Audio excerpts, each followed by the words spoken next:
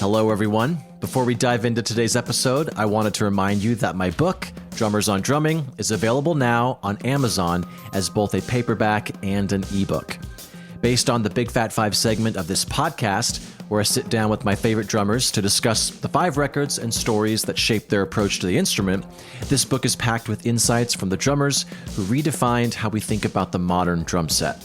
You can grab your copy now by checking the link in this episode's show notes or simply searching Drummers on Drumming on Amazon. So thank you for all the support, and now let's get into the show.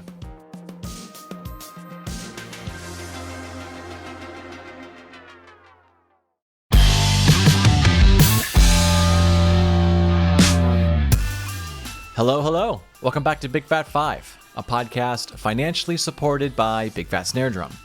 I am very excited about this one. Levon Helm of the band was one of the greatest to ever do it. Thusly, everything I've typed, erased, retyped, and so on for this dumb little intro feels utterly contrived and underwhelming when trying to describe a musician of Levon's magnitude. He changed the game in so many ways, and to be honest, still doesn't get the damn credit he deserves. I invited one of my new favorite people and fellow Levon enthusiast, Steve from Junk Drummer TV, on the show to dissect the top 5 recordings that best represent Levon's legacy as a player. I couldn't have been happier with how this came out, and I hope this episode introduces a bunch of you to your new favorite drummer. Cheers. All right, I'm here with Steve from Junk Drummer TV. I almost said Drunk Drummer. Junk Drummer TV. It's been said before. So I first found you from your Drum Teacher Reacts videos on YouTube. And what made you initially want to do that as a vibe for your channel? Because of a woman named Rebecca, Vocal Athlete. She's a vocal coach React series, and I was just, YouTube black hole and found her, and she's so charming and so great. I cannot recommend her enough. And I was like, well, I'm a drum teacher, because she's a vocal coach. Yeah. And I was like, well, I'm a drum teacher. And the thing that I do during those videos is something that I do with my students, because I'm a drum teacher in real life. And a gigging musician, as I say at the beginning of each one of my videos. And, doing analysis, because I say react video because of the mighty algorithm, but I'm more of an analysis video, which much to some commenters' dismay.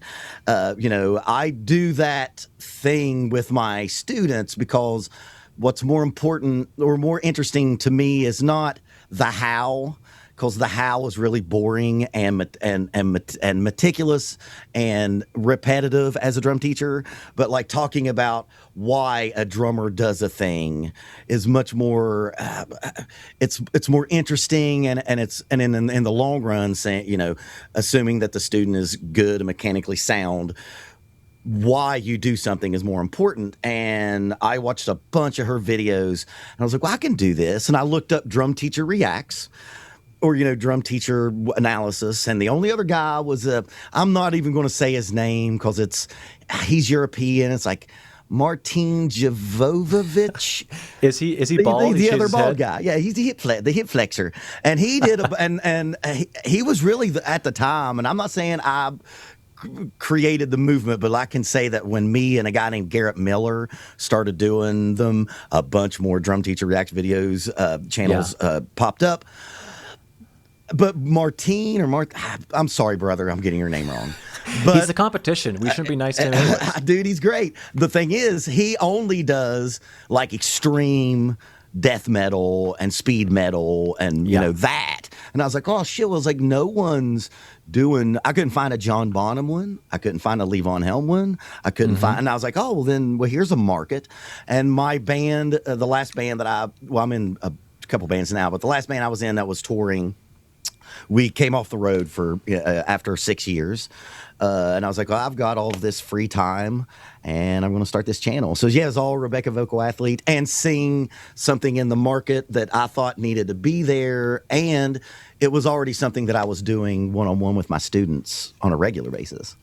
I've seen your videos quite a bit, even before the Levon Helm one, but I was looking up Levon Helm one night because I'm not shy about saying I love Levon. And so, yeah, anyways, I came across your video, and it was you dissecting the song, or you reacting to King Harvest Has Surely Come by the band, which is, of course, Levon's band. And before we get into your video, I do want to talk about the video you're reacting to.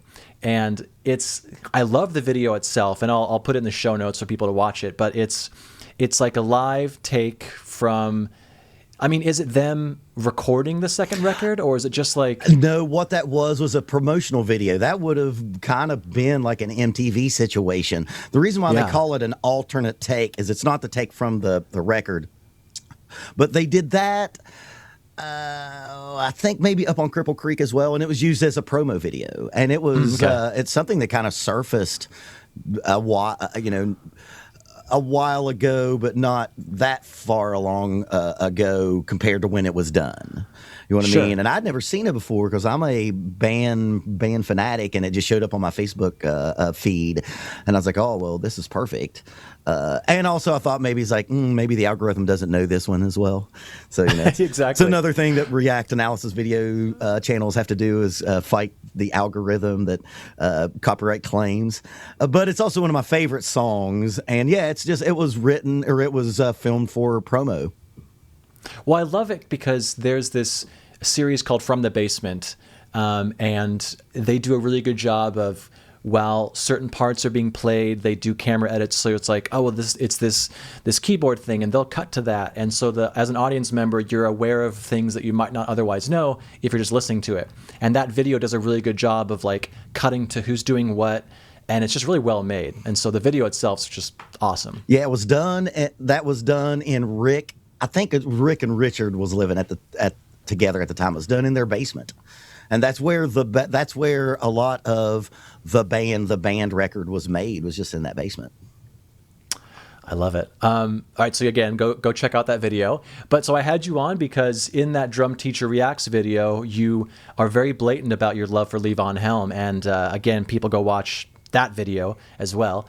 And I just wanted to have you on because I want someone who loves what they're talking about, loves the drummer, and I think that I'm a late bloomer when it comes to Levon, and I think I'm assuming a lot of drummers might not be as knowledgeable with him because he wasn't so much, he's not in that rock star Rolodex that people talk about enough, I think, but he's amazing.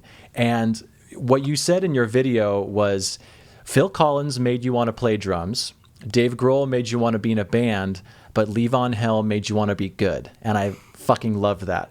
And so that's why I was like, oh, I have to have this guy on. So where were you, and what was going on with your drumming life when you first found Levon? Man, just like how a lot of stuff that you find out when you're a teenager, because I probably discovered the band 12, 13, 14 in that area. So I didn't have a drum set yet. I didn't get a drum set till I was 16, but my mom put on The Last Waltz, and my mom put on The Last Waltz because my mom is the target market demographic for Eric Clapton fans. So she probably only had it on so she could see the love of her life, Eric Clapton. And I was definitely in marching band by this time because I was in band class through middle school, junior high, they call it middle school now.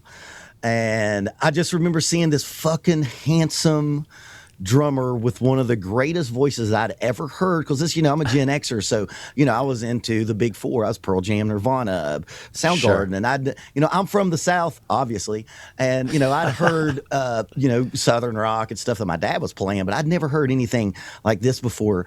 And I just remember like, who's this handsome bastard with playing the drumstick, because I hadn't switched to traditional grip yet. I don't think I'd ever seen it. It's like playing the drums like that, singing like that. And then they did those interviews with him, and it was the first time that I'd ever heard like a musician or someone who I thought was fucking cool as shit, like sound like me. Because, he was from Arkansas. He was from Turkey Scratch, Arkansas. His name is actually Mark Levon Helm. But over the years, like the Canadians in the band and just people just kind of like turned him into Levon. So his name is actually Lavon.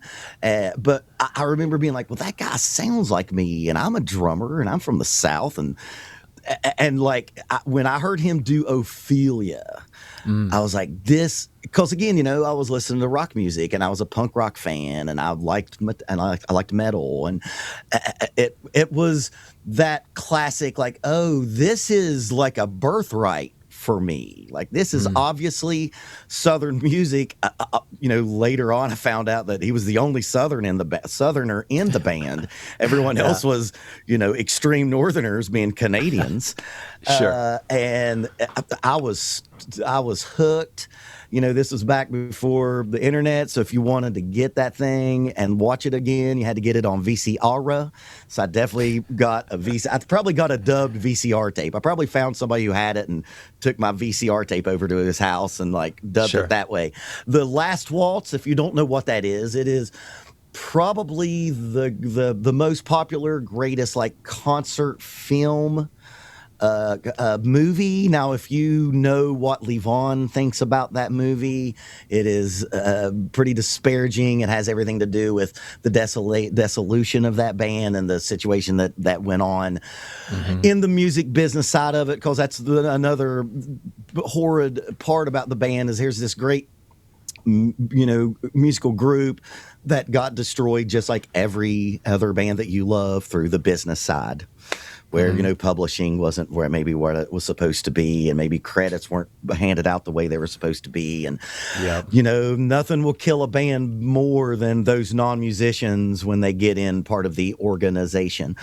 The Last Waltz is their last show as the original version of that band, because of course they got back together later in the mid-90s, and they bring on all of the people who influenced them and that were associated with the band, except for Neil Diamond. He has no business being there.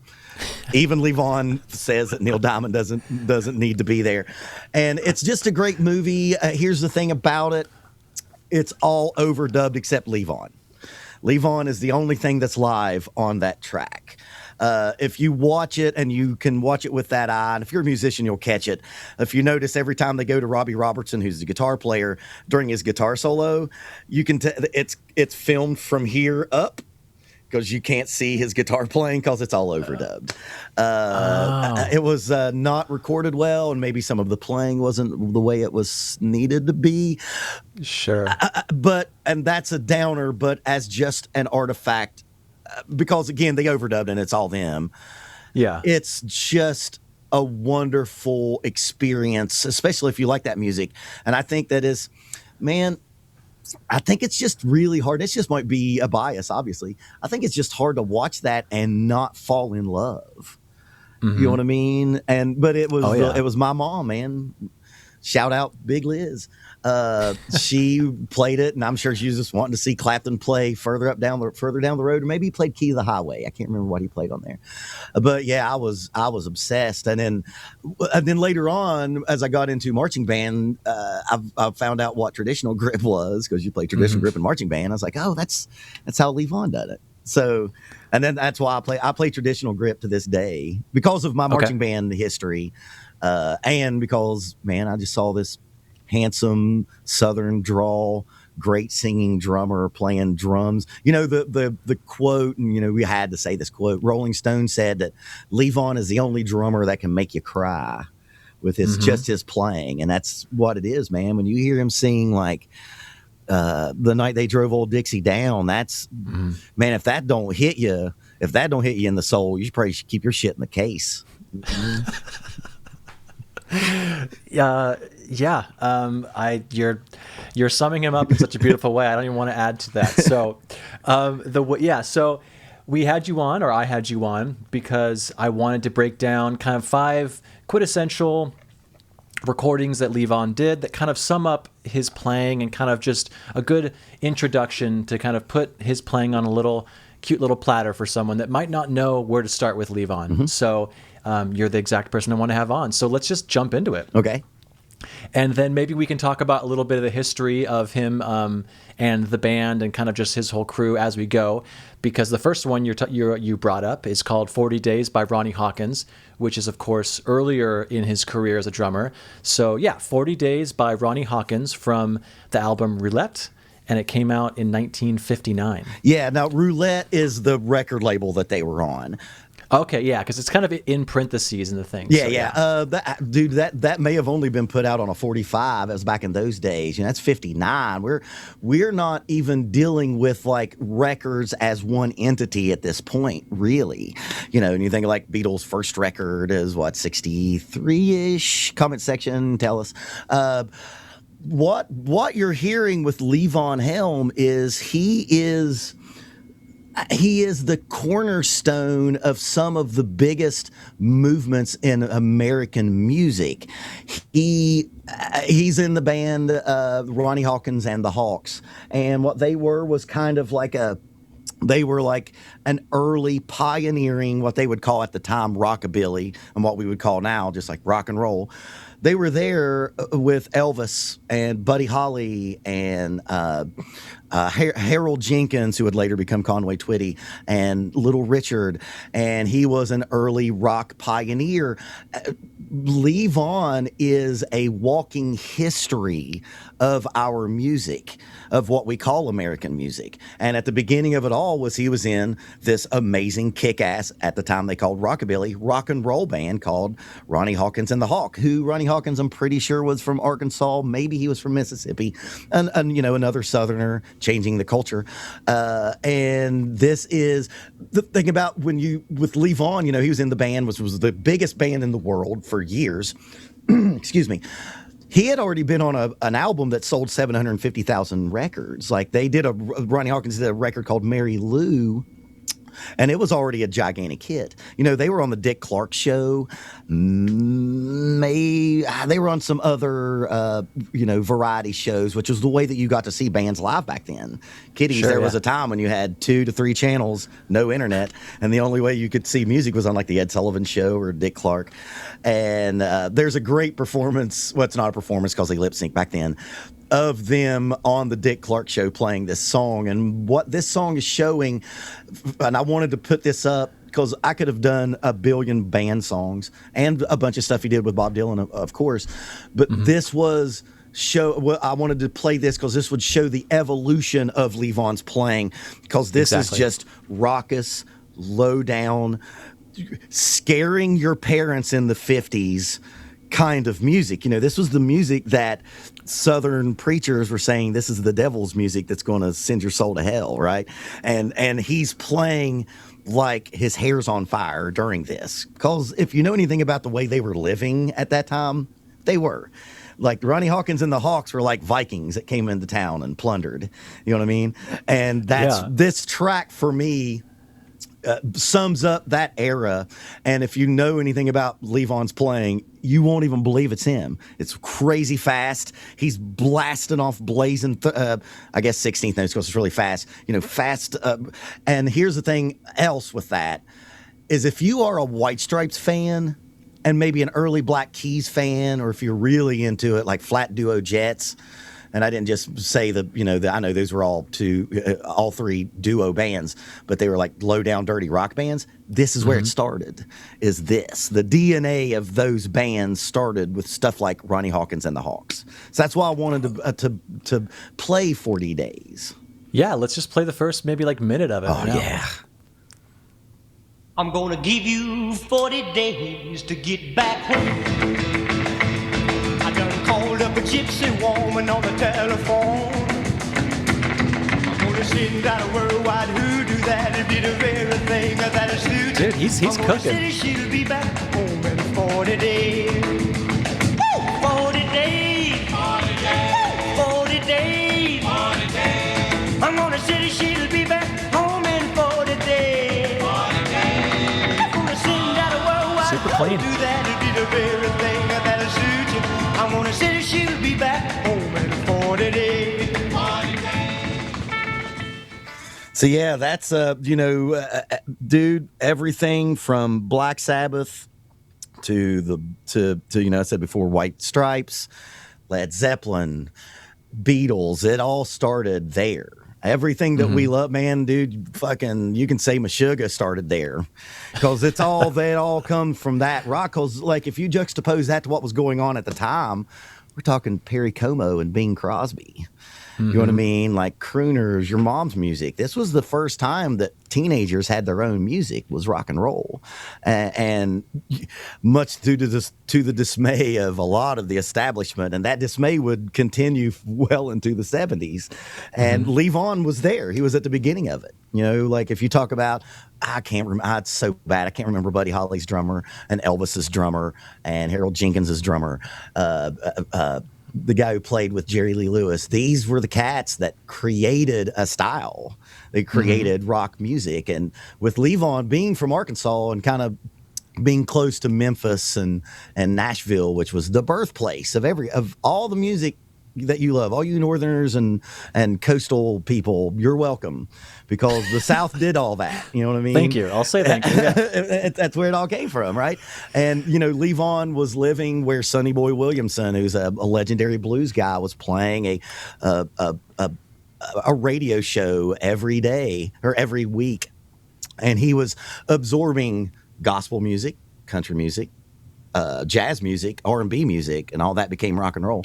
And he was the beginning. He was right there. And people, I don't think enough people, I think people know that, that they have like an abstract idea that Levon was in Ronnie Hawkins and the Hawks, but they don't kind of know it. They will know the one track that Ronnie Hawkins is on The Last Waltz, which them is doing, oh, damn it. Who Do You Love? Bo Diddley, the Bo Diddley song. Think the Bo Diddley beat. Don't. Levon was helped start that movement. You know what I mean? And then later, helped Bob Dylan go electric. And then after that, he created a whole different movement with the band. This guy is one of the most important figures, not just that he's a great drummer and a great singer, and the band in general, but Levon especially, is one of the most important figures in all of rock and roll. Like if you talk about the Beatles changing everything, you talk about Led Zeppelin changing everything, you talk about Nirvana changing everything, Levon did that in 1957, 58, and 59. He laid that shit out for everybody. I'm so happy you're on the show, man. This is, yes, people, if you don't know Levon, this is, you're the kind of person that will get people into it. So I'm stoked. It's so funny too. You listen to those to that music, and the drums are so low in the mix. There's almost no low end, but the drums are still the driving force of the song. It's because he's that good. Man, he doesn't lo-fi, have to be turned up. Low fidelity. There's lo-fi beat makers that wish they could make shit sound that lo-fi right now. Exactly. You're dealing with two tracks at that time. You had a left and a right, and you mixed the band the best that you could in the room. And, for all you cats that have only slow tracked a record, if you don't know what slow tracking is, we're going to assume that people who are watching this are musicians and drummers. You record a track one at a time, so you get a nice clean track that you can now mix later. These dudes had to be tight and good, and you played it until it all was good and right. And then even then, because tape was, they were recording to tape, was such a commodity that was not, everywhere. It wasn't like in big supply, man. You can't go in there and do 12 takes like you do on Pro Tools. You have to go in there and kill it at the time. And that's the problem with drumming, and I'm glad you brought that up. Drums didn't really have that high fidelity sound until jazz records always did, but see, the jazz records, you didn't have all that distortion to get through. Exactly. Right? So Rudy Van Gelder records with, jazz recordings, those sounded great, but an acoustic instrument is being blended with acoustic piano, bass, horns. They were still trying to figure out how to record electric instruments at that time. You know what I mean? And that's the reason why, because if you were to try to ape that record and try to play that thing note for note, it'd be really hard because you wouldn't be able to hear all the little details that he's doing. But yeah, you kind of just get it's almost romantic in the sense that you don't hear everything that he's doing, but you viscerally know that it's all coming from the drums. Sure. And yeah, and that's just, man, technology hadn't caught up yet.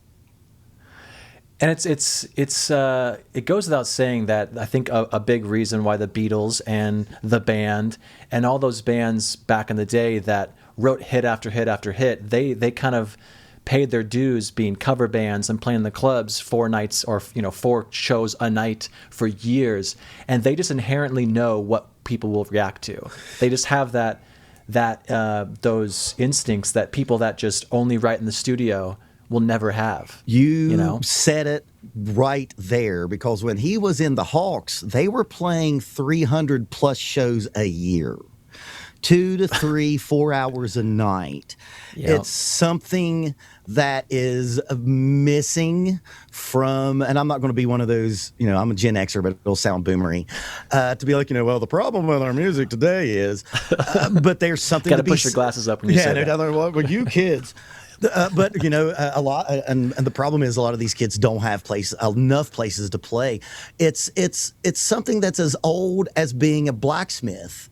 Is you go and you apprentice and you get good at your art, and then you take it to the people. And when you hear Levon, there's a good chance that no one has ever played live more than him, because for 16 straight years, it wasn't as extreme once the band came and when he was playing with Bob Dylan, but for his whole however many years, 4, 5 years he was with Ronnie Hawkins, they were playing 300 plus shows a night. They would go in and they would play all week at a place, or they'd go in and have a 2-week, what they call 2-week engagements or 3-week engagements. You just can't do that anymore. You can't play a gig every day of the year. It's a time that has passed. Even like the biggest bands in the world will go on a 40-day tour. You know what I mean? But these dudes, and they were doing it out of necessity because they were working. They were surviving with that. There were no drum teacher jobs on the side. There was no servant at Applebee's.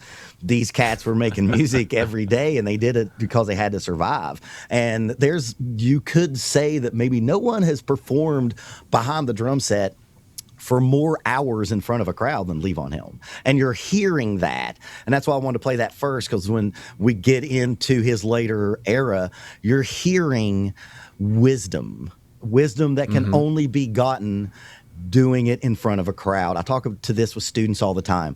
And this is my major problem with music schools. And I went to music school, for the record. You can get great in your basement. You can get great in your living room. You can get great on your practice pads. You can get mechanically sound, and you can get your coordination, all your independence, and all that stuff down. That shit don't mean anything if you can't get in front of a crowd and give them the goods. Amen, dude. Amen. Let's move on. Speaking of live shows, number 2 is Life is a Carnival by, of course, the band, from Rock of Ages, which is a live concert recorded at the Academy of Music in New York. Came out in 72, but I think it was recorded in 71. Yeah. So why don't you take us away? Okay, so here's the thing. Last Waltz gets all the play, obviously. It's that movie was directed by Martin Scorsese. Every big name on the planet is on that movie. Van Morrison, Eric Clapton, Ringo Starr, everybody, right? Real band fans and real Levon fans know that Rock of Ages is the real shit. This is the real live record. This is my favorite. This and Waiting on Columbus by Little Feat are my 2 favorite live records. This is real. When you see The Last Waltz, it's not real because it's basically a studio album, overdubbed on a live movie. This is the goods. This is the band at their height, at the height of, and what you're hearing, and we just talked about that. What you're hearing is tens of thousands. What is that? The 10,000 hour thing, Malcolm Gladwell? Yeah. This is like 100,000 hours that you're hearing. You know what I mean? Because because the band, of course, Levon, what we heard with 40 Days, that's not the band. That's Levon with some other cats. I think that would have been Stan Sleazlet, or however you say his name, on piano. Then the band became, Rick Danko, Garth Hudson, Richard Manuel, Robbie Robertson, ended up being Ronnie Hawkins' band. And then they played together there as a band with Ronnie Hawkins for another 100,000 hours. So these guys are the most pro live act on the planet. People always talked about at that time, if you read interviews with all these people, all these famous musicians who all adored the band, they all were telling you, you only got this good if you played live 10 billion hours. And that's what Rock of Ages is for me. It's a culmination of what you're hearing. And of course, this is the Black Magic verse. because I've seen him play it. You know, there's that instructional video, and he plays it on there, and I still don't know what he's doing. I know that the snare drum's vaguely on the 3. Yeah, I have to follow the bass drum going on 2. It goes duh and 2. That's the only way I can actually follow what's going on. So the and 2 tells you where the 1's at? Yeah, the vocals and the way that little guitar starts on 4 and goes to 1. It's geeky. I mean, we'll play the song, but everything is so not how my brain wants to hear it until the pre-chorus. Then I'm like, okay. And it's that tension and release of that too, because when he goes to those 16th notes on the ride cymbal, you know, you're kind of like floating over the beat and you don't know where to bob your head.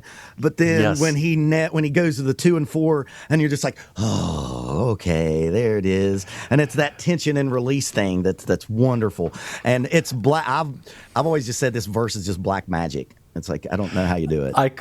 I call it the system of a down effect, where you make the verses so chaotic that it makes the hook so much better. Yeah. Oh, dude, that's great. I love that. I may steal that. Please do. All right, so this is going to be Life is a Carnival. And we have talked about this for this exact reason on the show from last month, which is Where is the Beat? But this is the live version. We played the recorded version. So there is a little bit of a difference there. This is faster. It's a little more cooking. Yeah, all right. So Life is a Carnival. We'll play it all the way through the first chorus.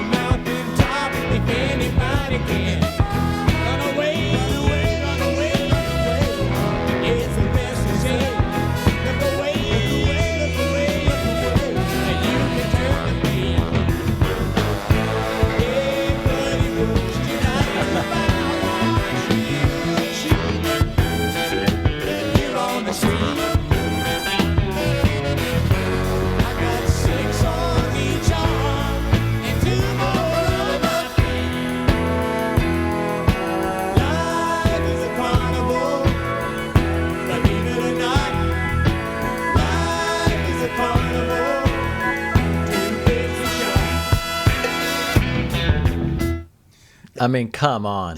Dude, there's been the thing about the band is they have spawned a million people trying to do that, like trying to capture that, dude. There's so many shitty Genericana bands out there that are trying to do that.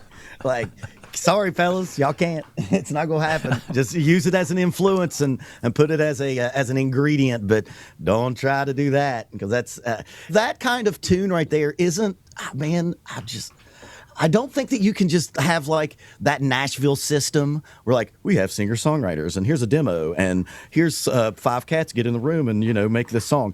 You're not going to do anything like that. It's too intuitive. The playing is too intuitive between the players because they've played 1 billion hours together. It's music that's almost impossible to make because you can't put the hours in to be able to get to that product. 100%. And it doesn't seem like they're being weird for the sake of being weird. They just kind of wanted this disorienting thing. And yeah, it doesn't sound like it's like postmodern, you know, like trying to be. Well, that's the thing. I mean, dude, that's a wonderful way to get into. When you think about the band, you know, that's 60. That's on Cahoots.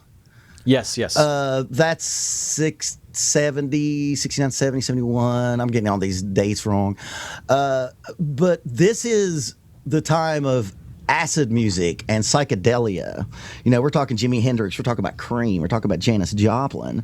The people who were being what you would want to call postmodern. You know what I mean? Like, even if you wanted to say it was like, you know, deconstructionalist almost. Like if you want to say that Jimmy was deconstructing the blues.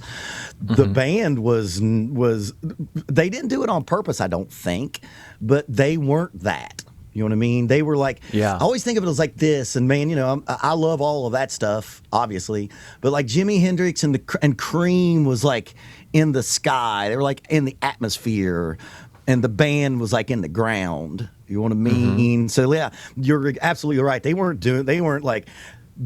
like a bunch of fusion dudes sitting down and be like, hey guys, let's play this thing goes from 11 to 17 and blah. That was just like the thing that happened. It was just, you could tell that was just like an organic, wacky thing that happened. Yeah, because I don't think the band ever made like selfish decisions because they knew what the audience wanted. They were always like, "This has to groove." And in the verse of that song, it grooves, but you don't know where the backbeat is, but you don't care. You're like, "I'm gonna choose to bob here. You might choose to bob there. It both works." And then you're like, "We'll get to the chorus at the same time, and then we'll bob together." But until then, you have fun. I'm gonna have fun. There it is. There it is. He always talked about that. The carnival shows that rolled through the South was all about, and blues music is and early jazz music before bebop came in and started breaking the beat up. Man, it was there to make people move. It was a communal thing. It was African music. It was that idea. You know what I mean? Like, you think of like Ghana High Life and shit. That stuff is for the community to connect and to groove together. You know what I mean? And the thing is, they were intellectual, obviously, but it was that visceral.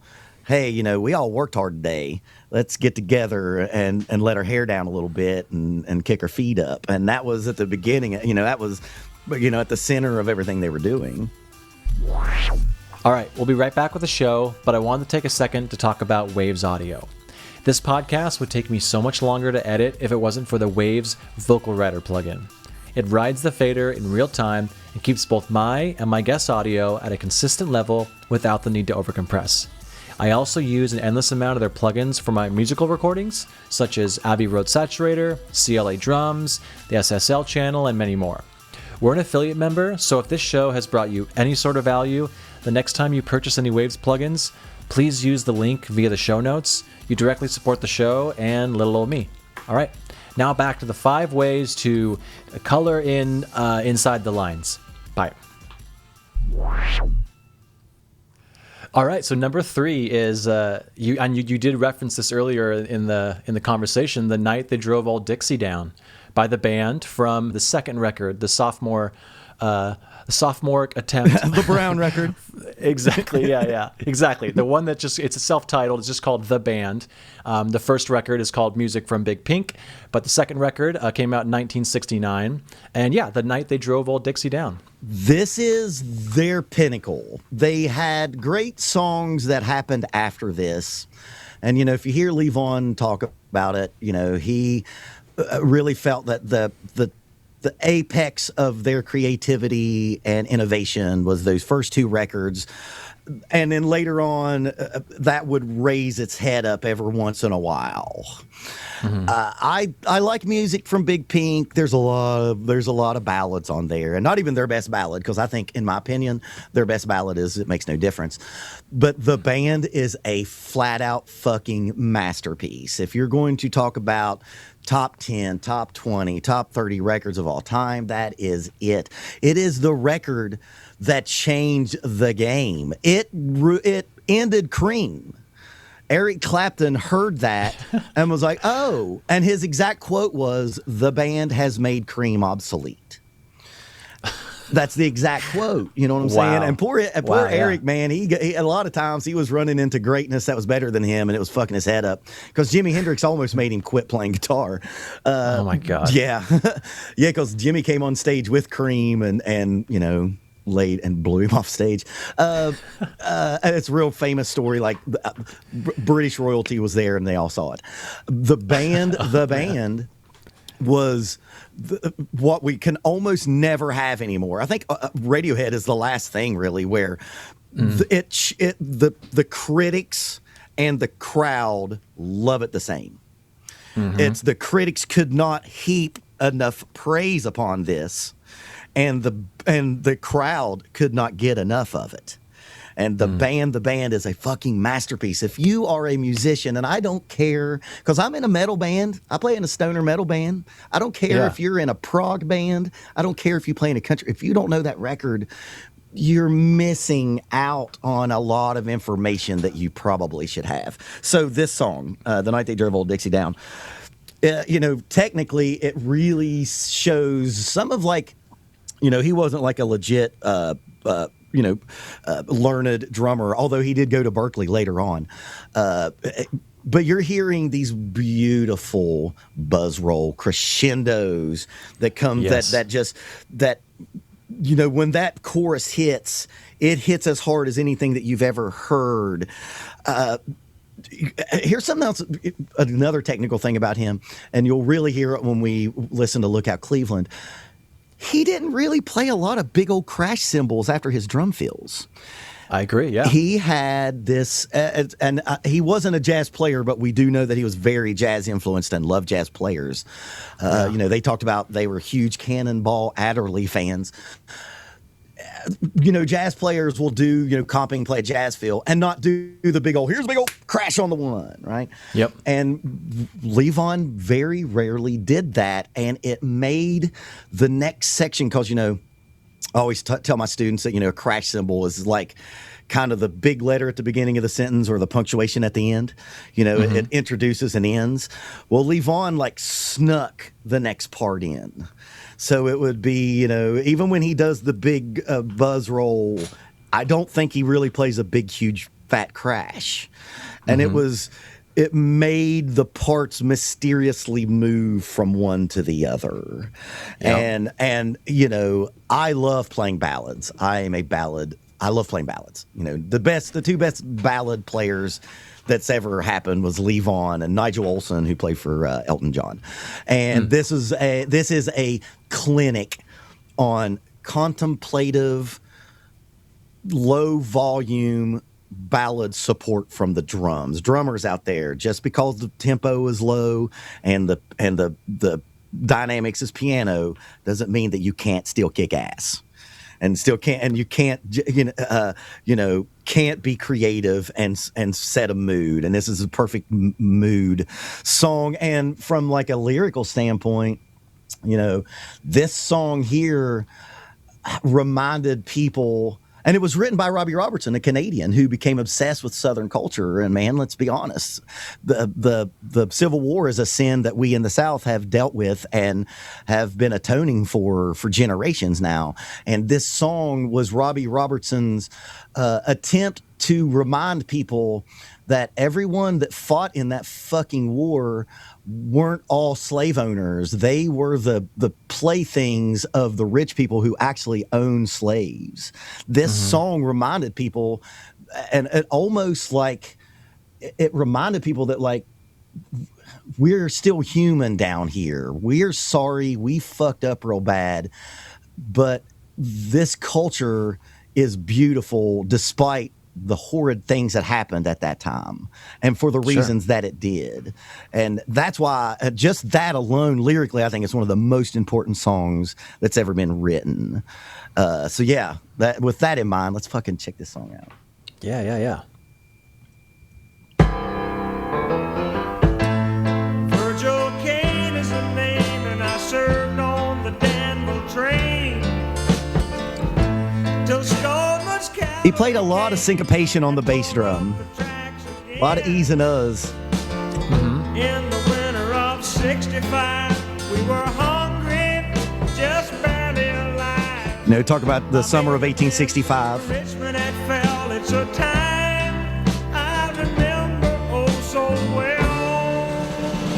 The night they drove old Dixie down, and the bells were ringing. The night they drove old Dixie down, and the people were singing. They went la la la la la la la la la la.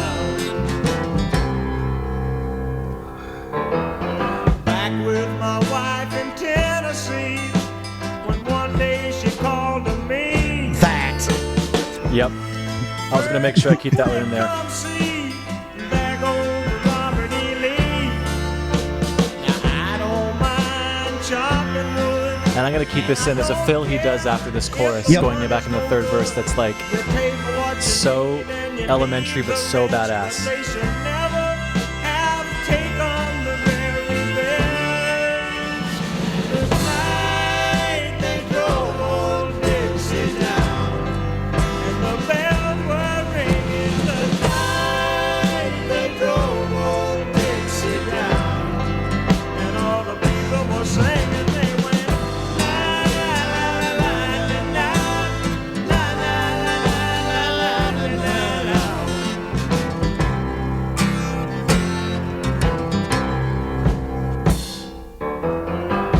Like my father before. So good. If that so don't, good. man, if that don't move you, you are dead inside. You need soul help. If that don't hit you, man, I have, man. What an admission to put on YouTube and podcasts. Remember all the podcasts that you can find us. I've cried so many times that fucking song. Sure, man. I've cried to that song because like it hits lyrically, man. It humanized. It almost. Obviously it didn't, but it almost healed wounds that were at that point 100 years plus. You know what I mean? Like it humanized the South again, and it was like, oh, you all are just misled by terrible people for a little while, but you're still good. You know what I'm saying? That's as much as the drums are great. How great is it him invoking military drums during that chorus?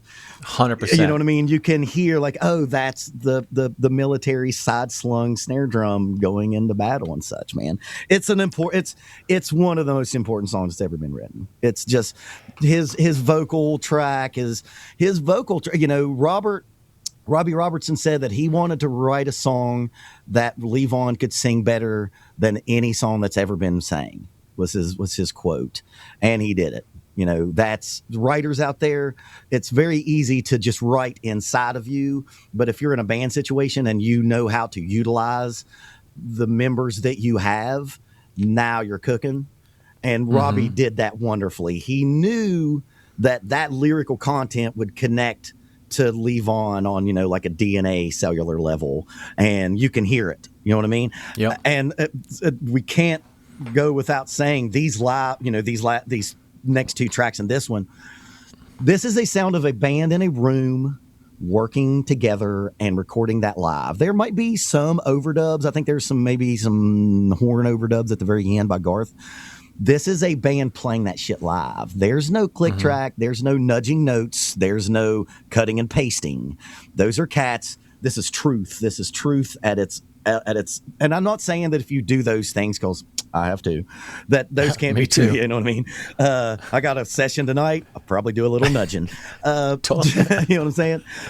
Little nudge. A little nudge here and there. You know, if I have more than 3 or 4, let's just recut it again. But like 1 or 2, Sure. you know, come on. Yeah. We can do that. Back then, you just did it again. And you did it until you got that magical take. And I've made records like that. The best records I've ever made was made like that, where it's, you know, you're in a room, you got 4 or 5 cats, and you're working towards a thing. And maybe you messed up this take. Maybe you have just a little bit of a mistake in this one take, but the sum total is enough to deal with that. You hear that in Led Zeppelin tracks all the time. Yeah. Like there's some questionable drum fills at the end of the ocean, but they kept them because they were playing live. Sure. That's what you're hearing right there. So bands, if you want to get to that kind of greatness, try to do it. Try to do that. It's going to be hard, and it's a lot more work, but it's worth the effort, because this is what you get. You get the mojo of you playing with the band together. And I always think of it like your notes are rubbing up against each other, and they're forming by osmosis. And that's what you're hearing with these records. I think that's a big part of the magic that happened back then. And I know I've referenced them now a few times now. That's why you like the White Stripes. That's why you like them. That's live, real shit. Him and Meg playing that stuff. And and we need to get more of that these days. And I'm happy you brought that up, the potential for needing nudging. This performance isn't perfect in the way of, like, in that first chorus, before that, the night the bass comes in a little bit before that crash cymbal because Levon's doing such a just like an even buzz roll that I'm sure he's like, where's the one again? Yeah. But the fact that even when the band sounds a little loose, and then I'm sure you would agree that vocally, I don't think they all sat down and was like, we're going to sing this note this long. It's like some of them are kind of coming in a little bit, extending notes a little bit longer. That's gospel singing, man. That's what gospel exactly. Did. Even when they're quote unquote loose, it sounds like they're one cohesive unit because they are. Yep. And man, I preach that too. And you know, I've recorded my share of stuff with a click track, and every time I sit down behind a drum set, I use a click track to practice, even if I'm just jamming and improvising. Sure. But man, that's the best stuff that you like. It breathes. There are no perfect circles and straight lines in nature. Right. So that stuff, like, man, Hound Dog, it's one of the most important songs ever recorded. Yep. You know, right? Those drum fills speed up all bunch and then settle it back down. Now, you got to have the wisdom to know when you're pushing and pulling and being artful with it and just speeding up and slowing down. It's a tightrope walk, and you know, Levon on that instructional video, he's like, I don't, you know, even like made a little thing and little quip, little needle was like, yeah, some producers with their click tracks, you know, the click track is when I use a click track, I use it as a reference. I don't try to nail it. I'll push and pull. I'll be on it. I'll push and pull it, and that's hard to do. Yeah, it's a suggestion. Yes, Ben. Lovely. It is. It's a suggestion, because if now with the technology, we don't need you to play if you don't want to. You can just have a computer play exactly what you want it, and it'll be dead on the time. But like, you know, there's no straight lines in nature. You know what I'm saying? I love it. That stuff. That's the reason why that era of music is so romanticized, because they didn't have the ability to make it perfect. And they didn't worry about it. And as long as it feels good, who gives a shit? If it makes your insides feel good, that's all that matters at the end of the day. No one gets a trophy for perfect notes at the end of your session. No one gets here's your trophy. You nailed every note perfectly and everything's in time. Nope. It's do you make yourself your insides feel good, and can it make someone who's listening to it feel good? That's all that matters. That's it. All those paradiddles we practice, all those double strokes, that shit don't matter if you can't make somebody feel something. So many good one-liners in this podcast. I love it. Welcome to the South, baby. No, I love it. All right, so the fourth one is, a groovy. This is just the filthiest track. Up on Cripple Creek, again by the band from their self-titled second record called The Band. And so Up on Cripple Creek. Do you want to just play it first, yes, and then we can talk about it? Yeah, let's just get that groove going right away.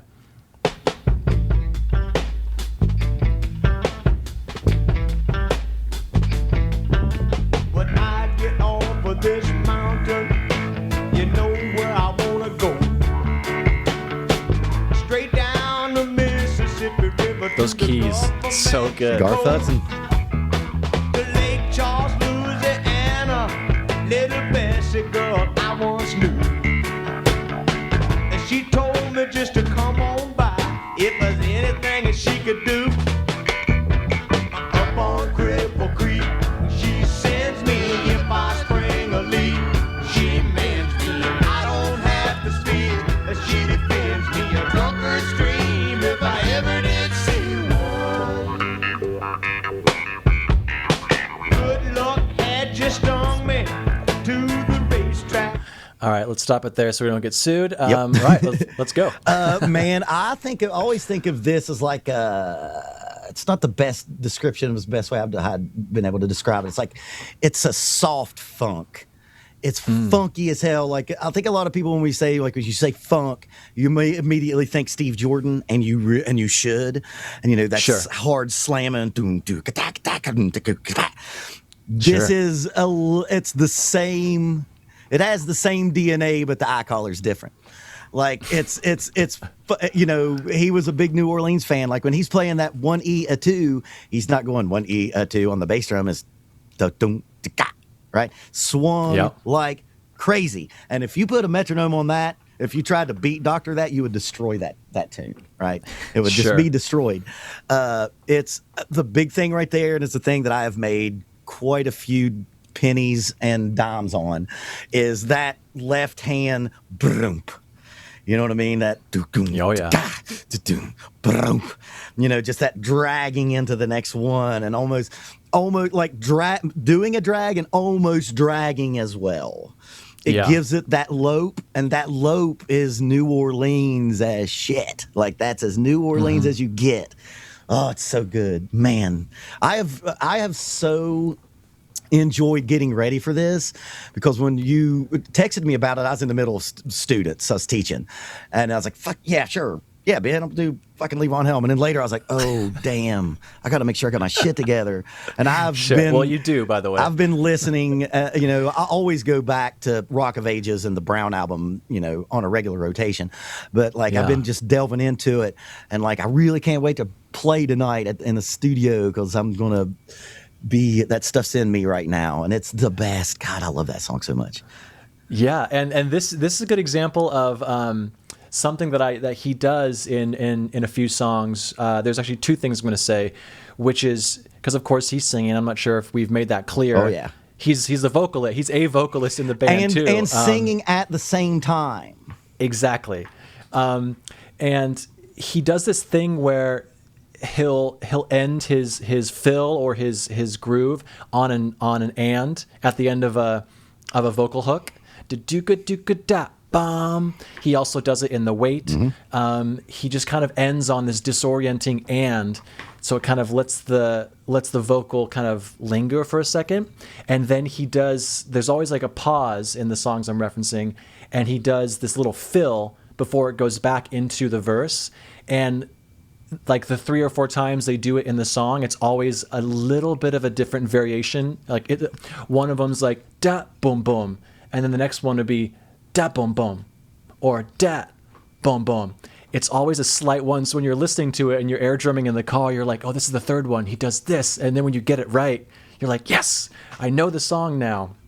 Yeah, it's like these little tiny hooks that maybe drummers are the only ones that notice, but they're there, and he's aware of it because he thinks in hooks. It's always musical. That's what you're trying to get to. It's just exactly musical. That's one of the things on my channel, the hashtag make drums musical again. It's because I want to hear more drums like this. You know what I'm 100%. saying? I want to hear that more. It's playing drums with the only modus operandi to make the song as great as possible, and to not worry about getting your shit in. You know what I mean? There's no crazy chops going on. There's no crazy 4-way independence. There's no 17/6. This is just making that song as good as it possibly can, and that's how you get the gig. That's how you get them gigs, man. Ben, the more I look at you, the more I see you look. You could do the biopic of Levon Helm.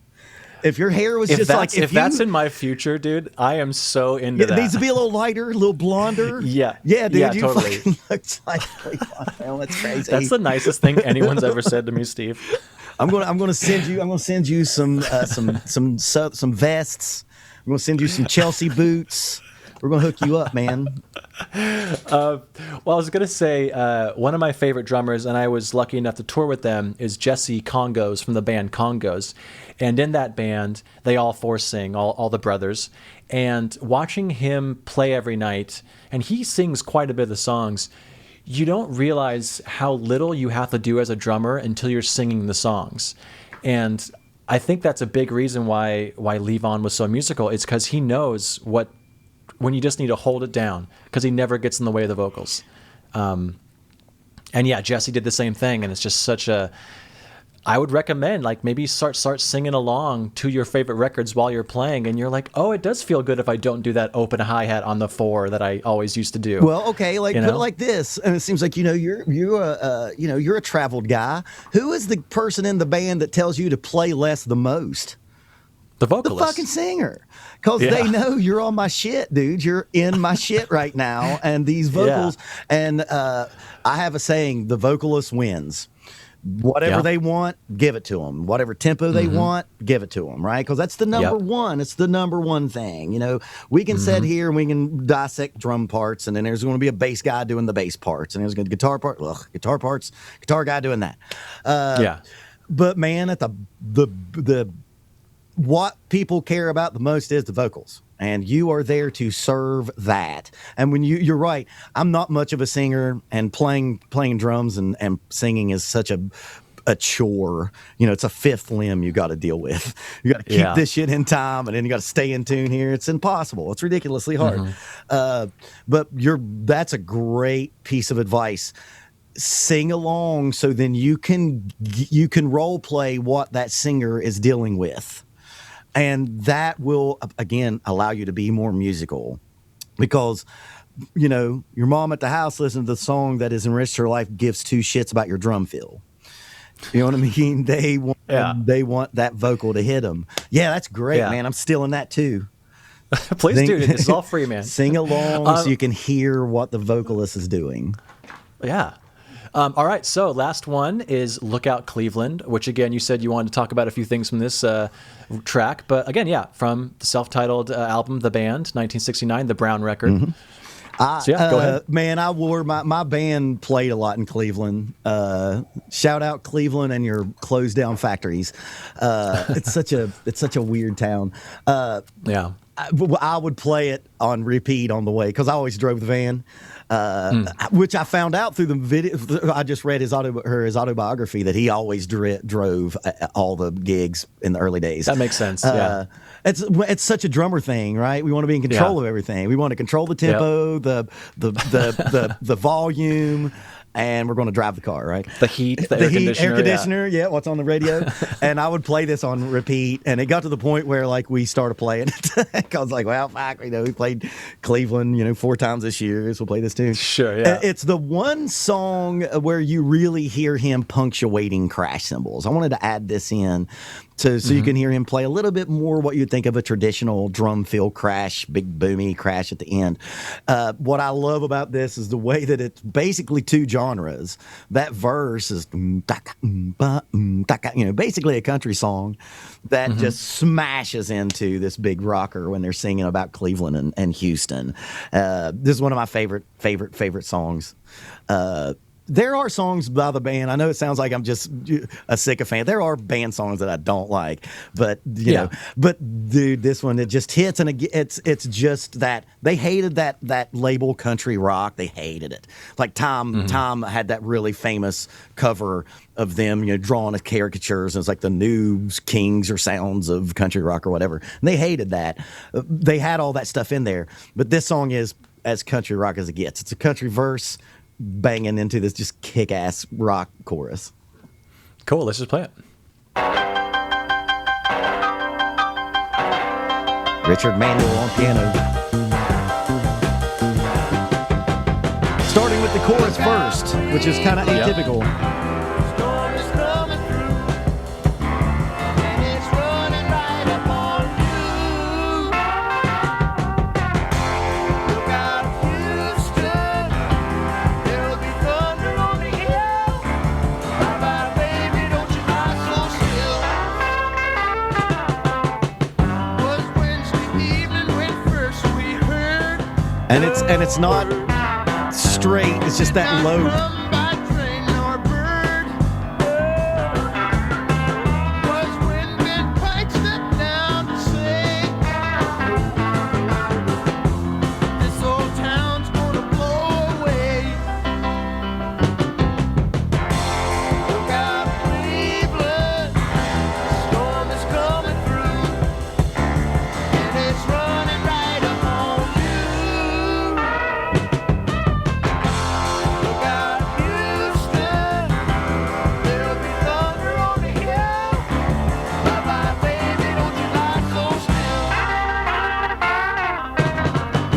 So good. I hear some Elton John, some of those piano up, I guess, ascending chord progressions. I can see how maybe Elton John kind of ripped that off later in his career. He has a song called Levon, and it's about Levon.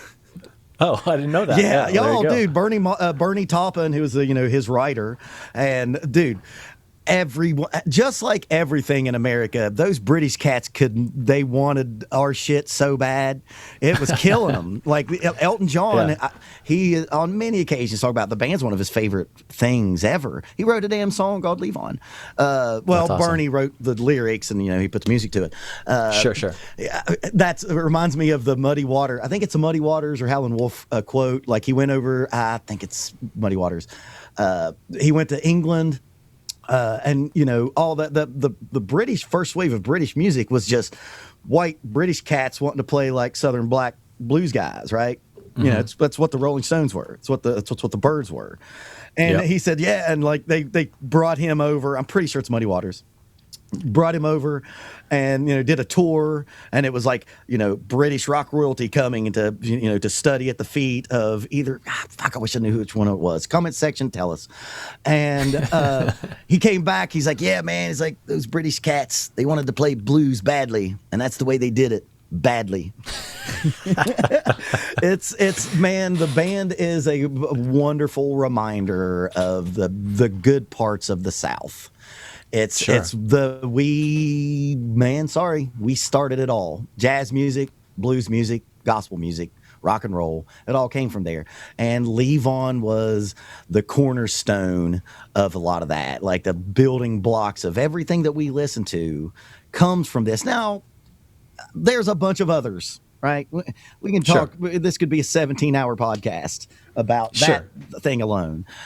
But yeah, man, Mark Levon Helm, and if you read and watch anything, he wasn't doing it consciously. He was just a cat that was a musician and going to work and wanted to make great art, and he wasn't thinking in those terms, And that movie, that excellent documentary about him called "Ain't in It for My Health," which is a very Southern term. I've said that many times.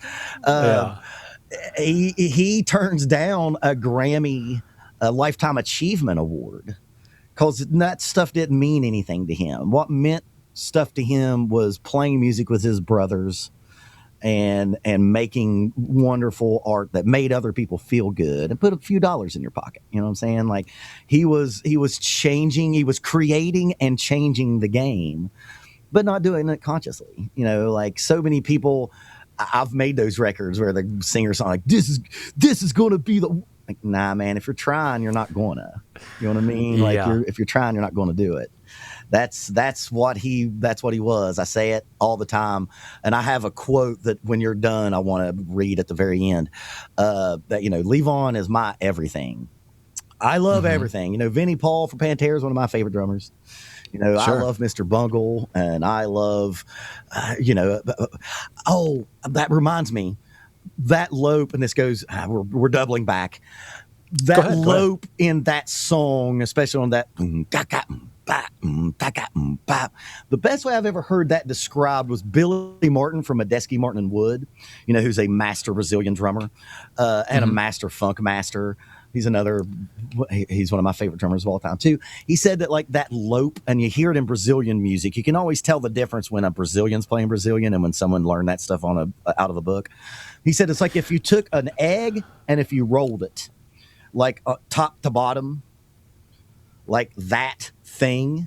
That's the best way I've ever heard describe that New Orleans funk lope right there. And that's what you're hearing big time on that verse right there. I feel so bad saying this because you just said such amazing, nice things about Levon. And one of my notes in this song was that when they go double time, he switches to 8th notes on the hi-hat just so that the piano then goes to 16th notes. It stays out of the way. Yep. It seems like such a non-comment, but that's more specific about his playing, that when he goes to halftime and the piano starts to kind of open up, just do downbeats, that's when he goes to the 16th notes. But he's so aware of syncopation and what's going on. I mean, I'm not sure how how much he could play piano or guitar, bass. I'm sure he could play all of them. Yeah, he was a guitar player first. Like he started his career as like a 10, 11, 12, 13-year-old kid in Arkansas. Him and his sister playing a one-string tub bass and him playing guitar and them going and doing like 4-H competitions and stuff. This cat had been performing in front of people since he was like 12. God. His first thing was guitar, and he played mandolin, obviously. He played bass on one or two. Oh, of course he played mandolin. I knew that. Yeah, he played bass on one or two tracks, I think. Like the tracks maybe where Rick Danko was playing fiddle and John Simon wasn't playing tuba, because the song Rag Mama Rag, there's a tuba bass line on that, and he's playing mandolin. That's a good one right there too. I play this much bass and that much guitar. I think it's important for drummers to know another instrument so you can think in those terms. You can always tell a drummy drummer, drummy guy. You know what I mean? You need to have that the idea of those other instruments, so then you can fit in a lot better. I think that every drummer should play bass a little, even if it's badly. 100%. Even if it's badly, and I play bass badly, you should be able to play bass, and that's or at least. Even if you can't perform it well enough, you should know what the part is. Dude, you should be able to sing it back to someone. Dude, I do this all the time, and no student in the fucking 20 plus years I've been doing it has ever done it. I'll have a kid playing along, or an adult, because I teach Susu. Yeah. And we'll be playing a song, and I'll just stop it, and I'll be like, okay, now tell me what everybody was doing. And if you can't do that, you're not listening. You've got to, I always think of like my listening is everything else first and me second. And if I do that, then you're going to always be right, because you're going to be with them. So even if they speed up, slow down, you're going to be with them. Right, you can get I call it like the drummer in the closet. Like, I'm only listening to myself, and there's some instruments. So you're there out in the room somewhere. You got to have big ears. You know what I'm saying? And those cats had big ears because, like, from just a technical standpoint, those cats were playing all those 300 plus gigs a year with no monitors, man. They had barely had PAs back then. Sure. Like the fact that they were able to sing in tune without a big monitor blasting themselves and the other singers back at them, they were getting better because the technology wasn't there to help them. Every time you sit down, and if you're a singing drummer and you can tell the sound guy, hey, give me the other singers, in the monitor more, those cats couldn't do it back then. So they had to be better, when the technology. Can you roll off some 7K in my snare? Yeah. It's like, what? You better get your tuning key out, Which, by bro. the way, I have said that sentence before. Oh, no, that's a good way for man, I know so many sound guys and worked as one for just a little bit. There's guys like this fucking Levon Helm looking motherfucker back here. Give him 7. I hope they do. Now that I'm saying it out loud, I'm like, fuck that guy. That guy meaning me. Here's some 9,000 up, bro. That's man, I was told by an engineer once. He's like, dude, anytime you want to sound like you know what you're doing, you just say like, man, hey, these mids are a bit punchy. Can you get these mids not to be so damn punchy? Roll back my 7,000. But one more thing I want to say about the song is the first time you hear it, when the piano is doing the da-da-da-da, you think he's going to do a drum beat like he did in 40 Days.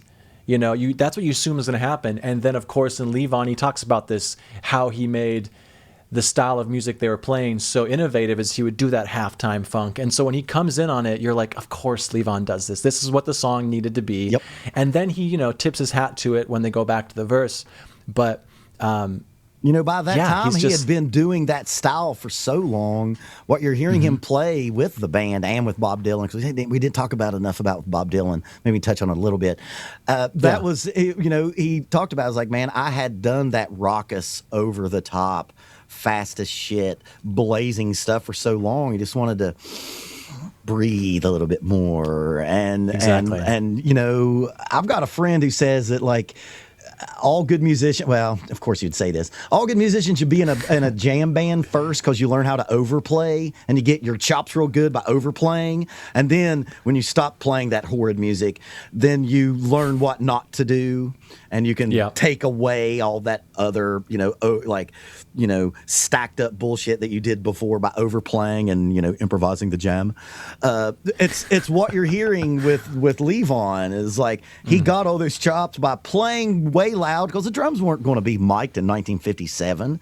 They didn't have a big old fat, a 112 to put on the bass drum. You just beat the shit out of it till it was louder. Big band drummers, of course, too. That's why big band drummers were using 24s and 26s, not because of anything that was fashionable.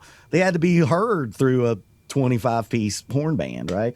So he had got those chops by overplaying and having to, get cut through distorted guitars and basses. So when he was ready to make this kind of music, he had those chops it was all in the tank. He had those chops in the tank when he needed them. Absolutely. And let's talk about the Bob Dylan thing, because that's the third part, the third thing that he did. First, he was at the beginning of rock and roll. Then before the band, he was the band that backed up Bob Dylan when he went to Electric. And Bob Dylan going electric is something that's spoken of just as important as the Beatles' White Album. Yep. Bob Dylan was done being the voice of a generation and done being, what do you call it? What was it he said? Cross-eyed hootenannies. And that folk Greenwich Village, New York thing, what it was, he went on tour with the Beatles in England and was like, oh shit, I want to rock. I want that. I don't want just this contemplative, protest against the war, which of course was very important. But he was like, I want to feel that. And when he wanted that, he went and got the best band in the country that all the cultist type musician people knew. And it was at that time, Ronnie Hawkins was gone, and it was Levon and the Hawks. And his manager found them at a place in New Jersey doing those, 14-night stand type things. And Bob Dylan called him up and was like, hey, you want to play this show? And I think it was Monterey, California. And Levon thought that he was asking them to be on the bill. He's like, oh, who's all playing? And Bob Dylan just goes, just us. And they went and got booed for months because people were not digging it. And actually, a lot of people don't realize Levon quit because Levon was done being booed all the damn time and went and worked on an oil rig. He went from touring the world with Bob Dylan in probably pretty comfortable circumstances and went and worked on an oil rig because the art wasn't hitting him. He was probably making a good bit of money because Bob Dylan was the biggest thing in the world, but the music wasn't hitting him. He was sick of getting booed because that wasn't what he was about. That wasn't what music was for him. Music was a therapy for the masses, and they were going and a lot of people thought destroying Bob Dylan's legacy. Of course, they were completely wrong.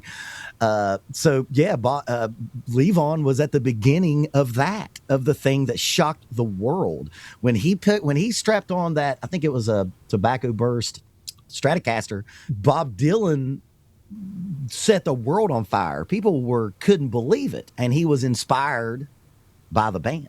By the band. He's like, I want the best band in the world. And he went and got Levon and the Hawks, of course, became the band. And, the band wouldn't have gotten the record contract that they got and that early push if they weren't known as Bob Dylan's band. So, Levon is dealing with three of the, monstrous movements of American recorded music. And then, it's probably kind of wrap us up. God love Larry Campbell because he took it upon himself to help Levon record two phenomenal records that we all knew was going to be at the end of his life, Dirt Farmer and Electric Dirt. And those records are just as like Tennessee Jed, man, which is a Dead song. Those records are phenomenal. And God love Larry Campbell, who probably, it feels like, put his career on hold and moved to Woodstock and lived with Levon. And Levon was in terrible health. He was in terrible, terrible health. He lost his voice. He had throat cancer, and one of the greatest voices of our lifetime was destroyed, and he had to relearn how to sing. And his voice is a little different, but it's still Levon. But Larry Campbell and his wife, think his wife, moved to Woodstock and, made sure that Levon had a great band. And, this is during the Midnight Rambles. It's where the Rambles started happening. And, people were making pilgrimages. And it was so, I'm trying not to get choked up. It's so beautiful that all these people that he meant so much to would go out of their way to go up there and support him. Because, I'm glad we didn't get into the business side of this, because Levon really got fucked really hard on the music, on the business side. And he was doing those rambles to pay the rent. And that's a fucking criminal fact. And if that's not telling you how fucked up the music business is, that Levon Helm had to scrimp and save at the end of his life, then there's no other story that will convince you that the music business is weighted in people's favor. And it's not the artist, I can assure you. But, Larry Campbell made sure that those rambles went off.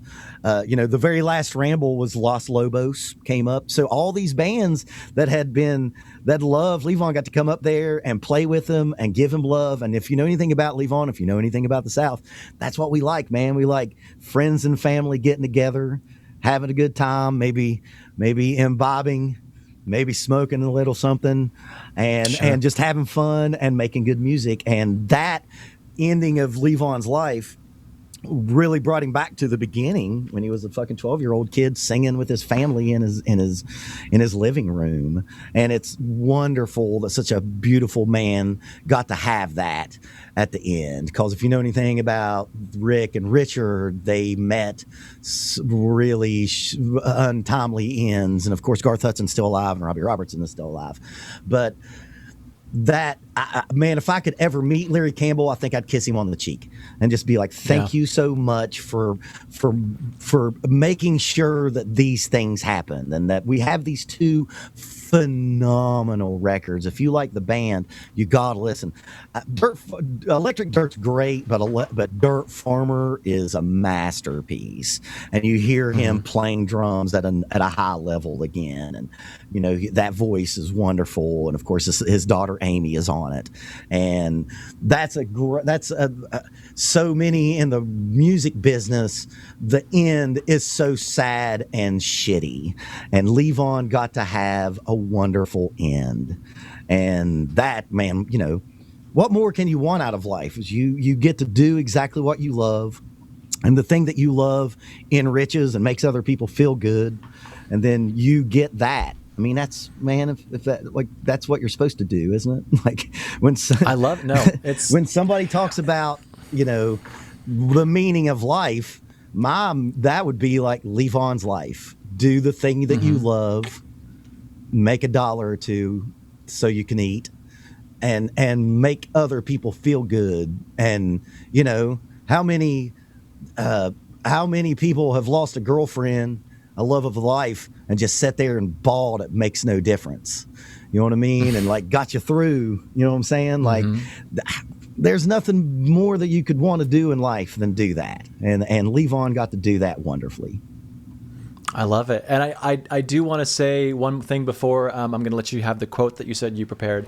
But it was an interview that someone went up and traveled to his place. And I think he died in April. And I think the interview was done in February. So it was really close to the end of his life. And it was a really good kind of across the table conversation. And at the end of that interview, it's a video interview. As it's fading out, you can see Levon going, "Thank you very much." And then he looks literally to the camera guy. He looks to the sound guy off to the right.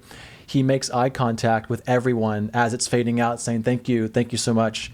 He's just such a kind person. The ultimate Southern gentleman, man. A Southern gentleman. You treat people the way you want them treated. You know what I'm saying? Like we could use that a lot. And I don't want to get political at all, but to touch the surface a little bit, we right now could use a lot of us being more like that. I agree. You know what I'm saying? Like, just if they ain't done nothing to you, don't do nothing to them. You know what I'm saying? And I remember gigs, because my band was a bunch of Southern cats, and we would go play gigs, and we would thank the stagehand, and we would thank that's not a something that wasn't we didn't get in the van and be like, okay guys, now let's go here and thank the sound guy and thank that's how it should be. It should be that way. You know what I'm saying? Like that treating people, if we treated each other all that way, we'd all be a lot better off. And I think that actually kind of like moves to this quote about them. I think this kind of sums them up.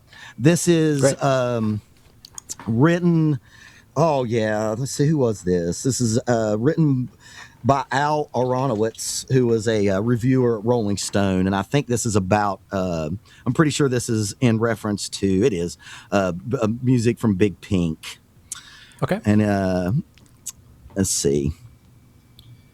Robertson himself calls it mountain music because this place where we are, Woodstock, is in the mountains.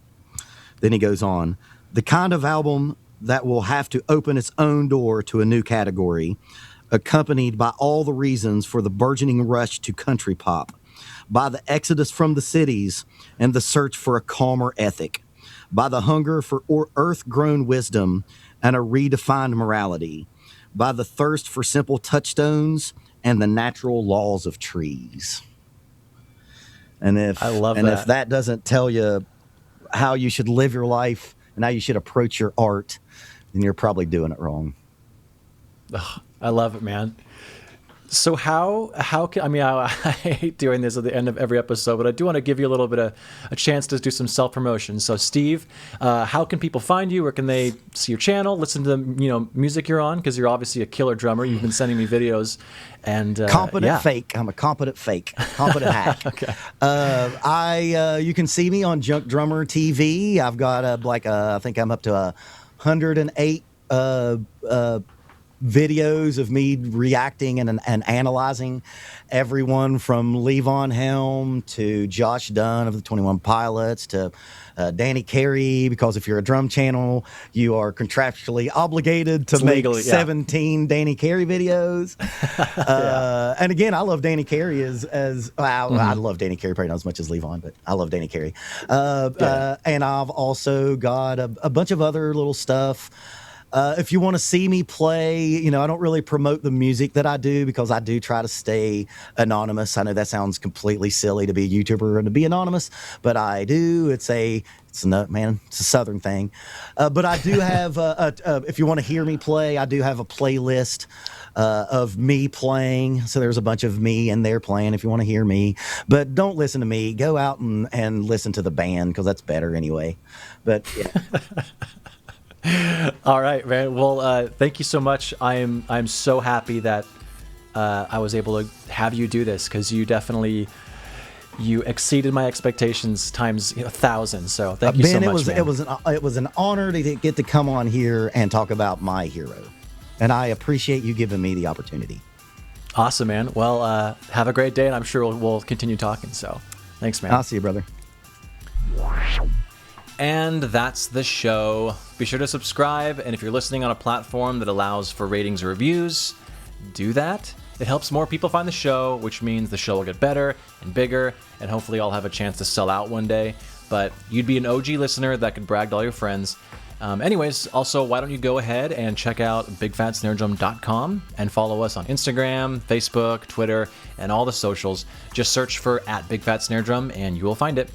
This show is edited in part using iZotope RX8 audio editor. It's amazing, so go check that out at iZotope.com. Bye.